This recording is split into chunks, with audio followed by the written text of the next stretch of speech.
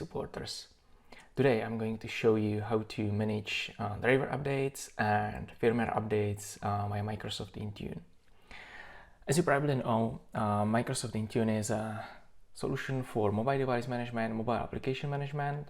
So via Intune you can easily manage applications, you can deploy applications, you can update applications.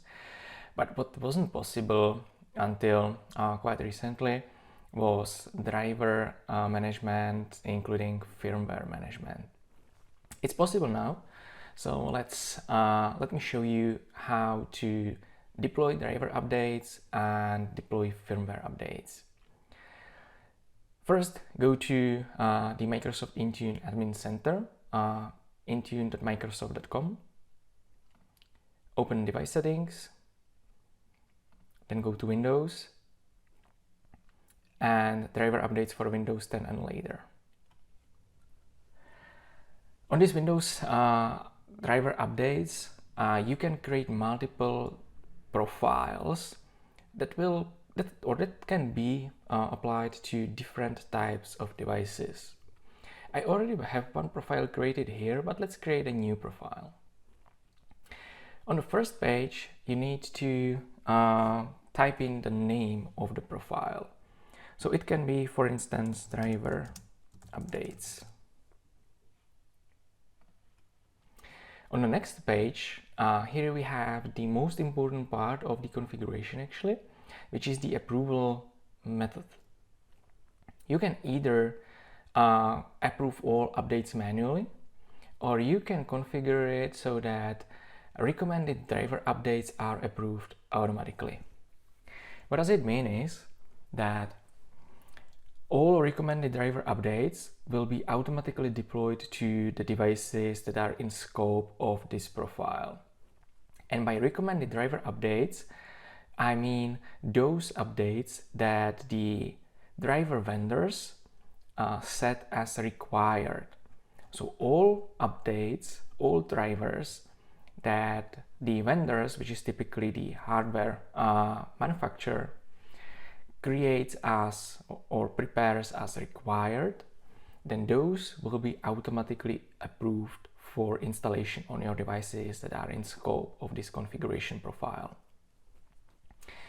Firmware updates are always out of scope for automatic approval, which means that firmware updates need to be approved always manually.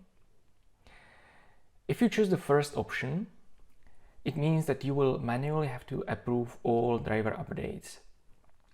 That means that you will need to go to the Intune Admin Center and review the driver updates that are pending approval and approve those that you want to deploy. When you approve one specific driver, it means that only this specific driver, including the driver version, is approved. If there is a new version of the same driver, it will require approval again. And that's the difference also between the manual approval process and automatic approval process. Because in automatic approvals, even those drivers that are not required by the device vendor, but are just recommended by the device vendor, those fall into something that's called other drivers. But when you approve something from the list of other drivers, also new versions of the same driver will be automatically approved then. So you don't need to worry about it any longer. All new versions, all updates to the already approved driver will be automatically approved as well. But that's not the case for this manual approval. So I will go with the option of automatically approving all recommended driver updates, because that's the option that I actually recommend.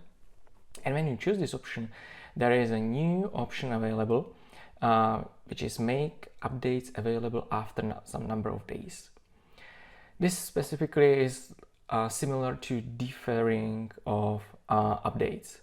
So you can, for instance, put 7 here, which means that after 7 days, since the driver becomes available, the driver will be deployed to your devices that are in scope of this profile. On the next page, we choose the scope of this profile. We can either include groups or exclude groups. So I will go and include all of my Windows devices. So I choose this all Windows devices group. It is an Entra ID group, type of device dynamic group. So there is a rule that takes all Windows devices that are joined to Microsoft Entra ID and puts those devices to this group. If you add some excluded groups, it means that those devices that are in the excluded groups will be excluded from this policy, even if the devices are included in the groups that are configured as included groups. And the last page is just a review of the current configuration. So we see the name of the created profile, description, there is no description configured, the approval method, which is automatically approve all recommended driver updates, and I configured that the updates will be available after 7 days. The included group is this group of all Windows devices. Now we can click create. Now we have the profile created, and we can check the settings of the profile. So this is the basic setting that we saw on the previous screen, on the review screen. Here is the list of recommended drivers. Because the policy is configured to automatically approve all recommended drivers, we see that these drivers are already approved. But we can go also to other drivers. These are the drivers that needs to be manually approved because these drivers are not set as required by the vendor of the driver. And here on this list is also the firmware updates. So I want to check the firmware updates that are available for my devices. So I will click add filter, driver class, and type firmware. And here you can see all firmware updates that are available for my devices. The important fact here is that this list of drivers and firmwares is for the devices that are enrolled to Microsoft Intune. So it's not all drivers and all firmwares for all devices in the world, but it's just for the devices that you have enrolled to Microsoft Intune. If you want to approve something, you can simply open it, and here you see the additional details with the action of either decline or approve. So if you want to approve it, you choose the action to be approved, and then you choose the date when the update becomes available via Windows Update on end devices. So we can configure, for instance, the 1st of June and click Save. And that's it. If we refresh the page, this is the driver that I just approved. So you see it's approved, and the install date will be the 1st of June.